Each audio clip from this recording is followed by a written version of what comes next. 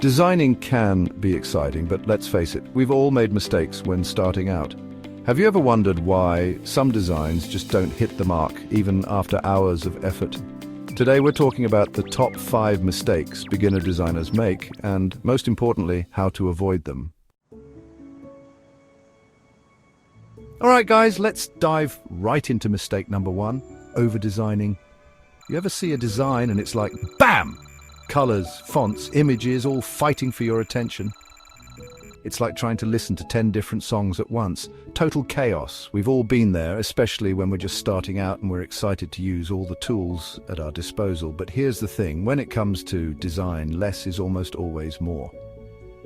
Think about it like building a burger. You wouldn't just throw every ingredient you have in there, right? You want the flavors to complement each other, not clash.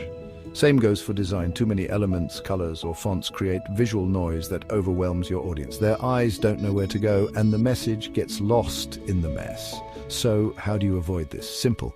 Keep it clean. Choose a layout that's easy on the eyes, and stick to a cohesive color palette. Remember, you want your design to be a breath of fresh air, not a punch in the face. Think of some of the most iconic logos out there. Nike, Apple, McDonald's. They're all incredibly simple, yet instantly recognizable. Why?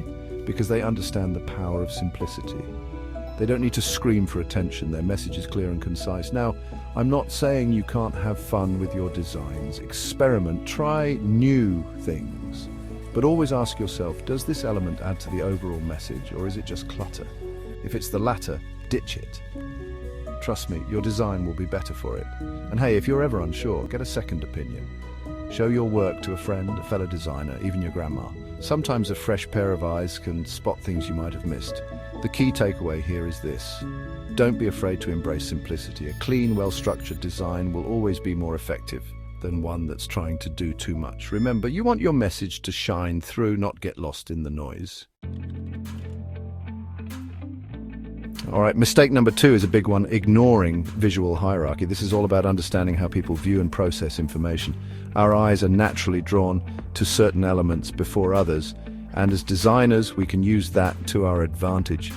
Think of it like this. Imagine you walk into a room full of people. Who are you most likely to notice first? Probably the person who's the tallest or the one wearing the brightest colors, right? They stand out from the crowd. The same principle applies to design. If everything in your design is the same size, color, and importance, then nothing stands out. It's like trying to read a page with no paragraphs, headings, or bold text. It's just a wall of text that's overwhelming and difficult to digest. That's where visual hierarchy comes in.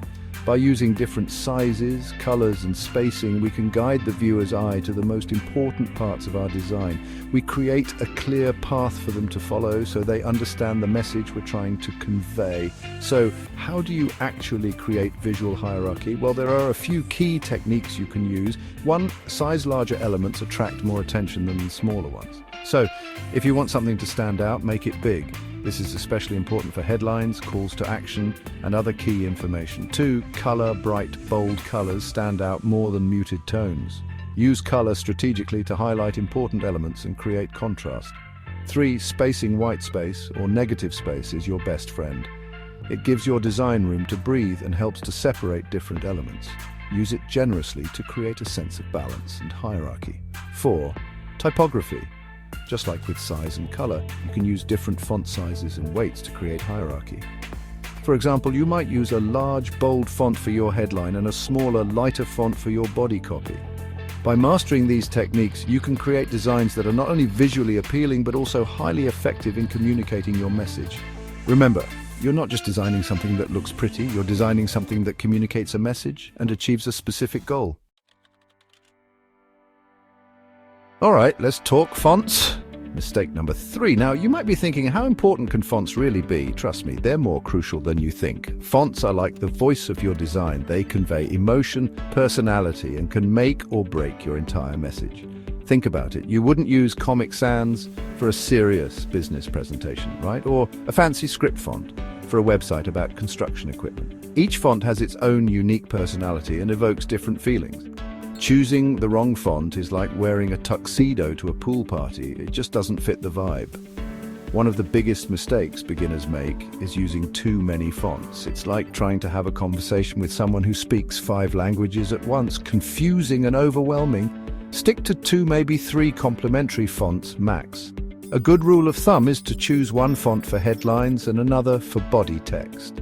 Another common mistake is using fonts that are difficult to read. Sure, that fancy script font might look cool, but if people can't read your message, what's the point? Readability is key, especially if your design is going to be viewed on different screen sizes. So how do you choose the right fonts? First, consider your target audience and the overall tone of your design.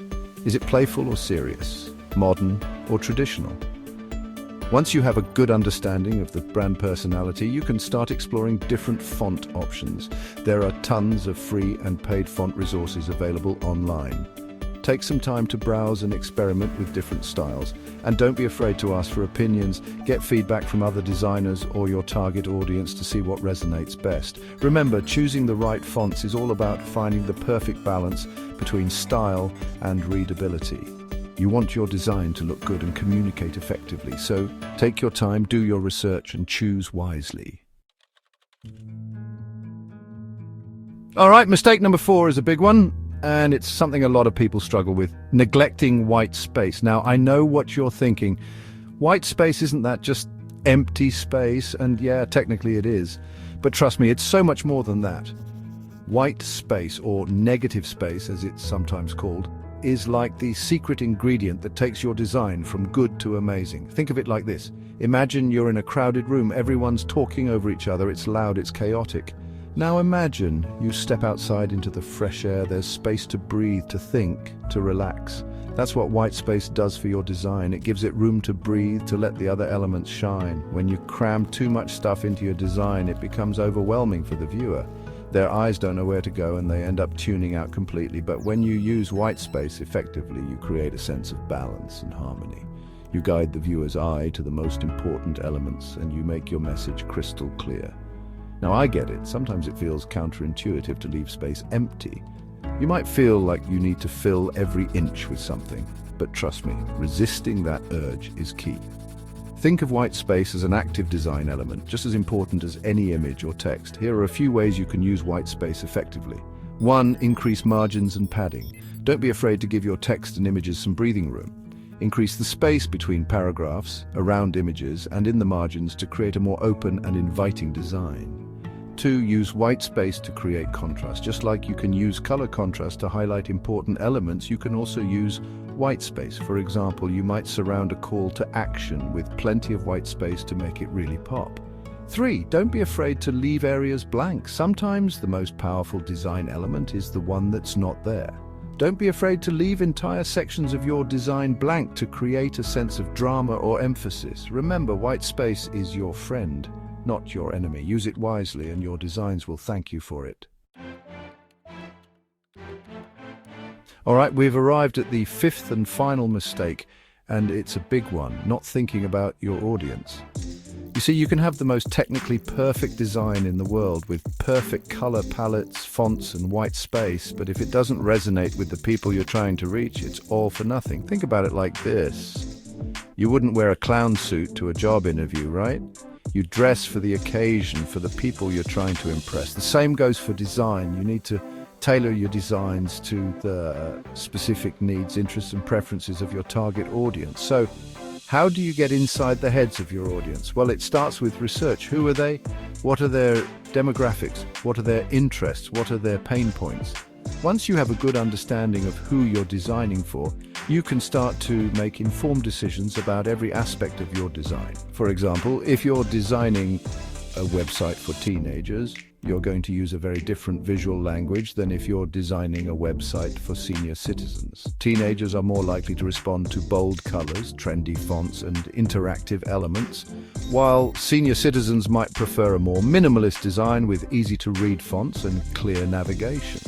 It's not just about aesthetics either. You also need to think about the functionality of your design. Is your target audience tech-savvy, or are they more comfortable with simple, straightforward interfaces? Do they prefer to consume content on their desktops, or are they more likely to be browsing on their phones? The key takeaway here is this: design is never about you, the designer. It's about the people you're designing for. So put yourself in their shoes, understand their needs, and create designs that speak directly to them. Trust me, your designs will be infinitely more effective if you do.